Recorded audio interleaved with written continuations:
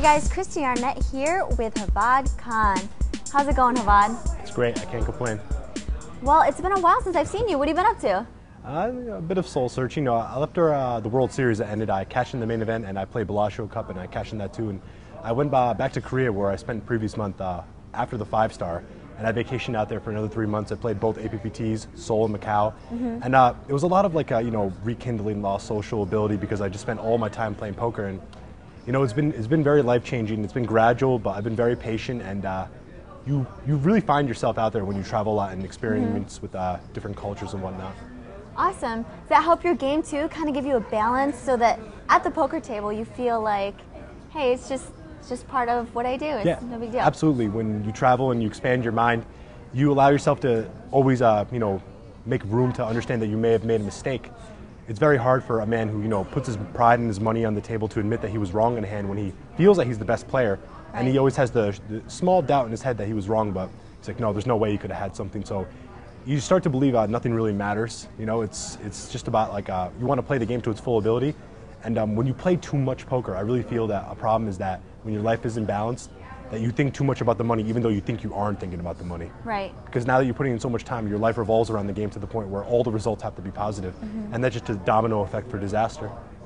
So you suggest giving it a rest for a little while if you start to feel like, for a lot of online players, it's kind of difficult to get away from that. And I know, you spent a few years just playing online for a while, so you feel like you got your balance together?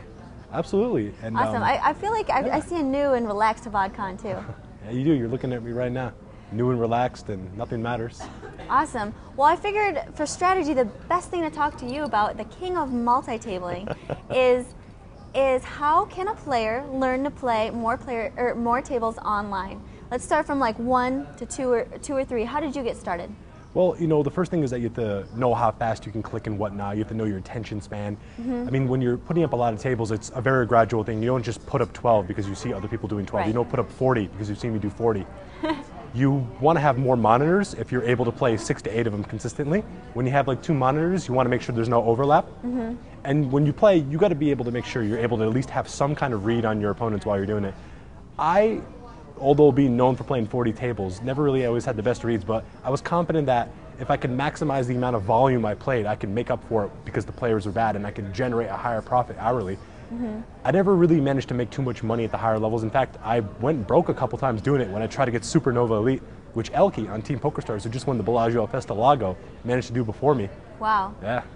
So when screens are popping up, tell me what you think about when you have to make that decision in like just a couple seconds. You look at the table and then if it feels fishy that somebody's tight or not and you have a good hand, then you fold if you think they're tight, and you're like, if he's not so good, and the stacks get very meager and sit and go, so it's pretty much push or fold.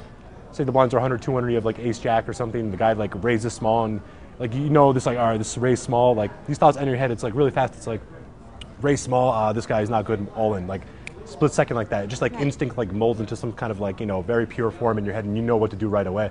And you have to make sure you do it right away, because if you time out, the table's gone. You're never going to find that table, it is gone.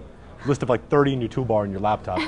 I never timed out once when PokerStars banned me for being a sit-and-go robot, using a bot. And I never timed out once. They said virtually never timed out once. And I'm like, I guess it's right. Because I know if I timed out, I'd be going on severe tilt. Yeah. $16 down the drain. You don't want that to happen. Right, I know. Have you ever misclicked playing so many tables? Sure, I've misclicked a couple times. I'll admit it. Maybe more than I can actually remember, but everything that you kind of do in this poker game, just if you're consistent and you're hardworking, there's a lot of little things that you forget that actually accidentally, if not coincidentally, propelled you to where you are in this moment. In a big tournament like this at Caesars, playing for $1 million. Okay, so when you're looking to increase tables, for you, how did you know when you wanted to add more? Like, are you looking at your hourly rate? No, when I was playing a lot of tables, I was as clueless as somebody who had a good run and had a decent idea of how to play the game. Right. I started out with 8, and I'm like, hey, let's try 12. 16, 20, 25, 30, 32. That's so crazy. And then how did you track your process or your progress? I don't use programs or anything like that. I just check the bankroll and hope it's up at the end of the day. Yeah. When I wanted to get Supernova Elite, I was playing like 250 sit-and-goes a day, every day. Wow. And partly the reason why I upswang really quick and then I downswang right after. Oh, okay. Yeah. All right, do you think that there's a certain personality or type of player that is better at multi-tabling, and some people who maybe just will never be able to do it? It's not a personality. Multi-tabling is a choice.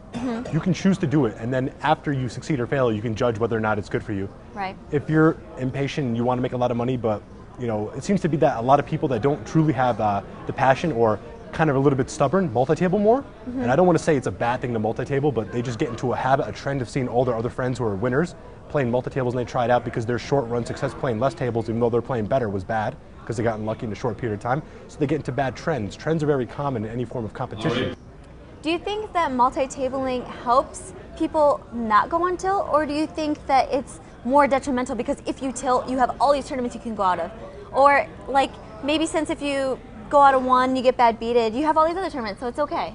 Which one is it for you? Both. And I'll tell you why, because a lot of people who get into multi-tabling either do it for a long time or they don't do it for a long time at all because they have a bad experience doing it. Gotcha. So they'll hit a bad run and they'll lose a boatload of money, or they'll do it and then they'll do well, they'll do bad, they'll do well, and if the games are getting drier over a course of a week and they hit a dry spell, they just decide that it's not for them anymore and they take time off and then they come back. Much like I said, it's very important to, if you have the resources and the funds, I recommend to anybody to travel to an area with friends of yours, people who you know, where it's English speaking, and if it's not English speaking, you have friends that can help translate for you. It's very good to have, a mix of cultures, especially this day and age with like the internet and overall everything being a lot more accessible. You can learn a lot more about life and actually make your poker game better. I know John Juwanda, for a fact, says that to be a good poker player, you have to have a good life, a good wife, and a balanced life, and something like that. And I mean, look at his success. I mean, I think I heard him win a very big pot like the other day for like $700,000. So, I mean, you're doing well, he's doing well, and I really want to take your advice and go traveling, and maybe that'll help my game too. Yeah, well. Thanks so much, Hevad. Chris Jarnett with HevadCon for Card Player TV.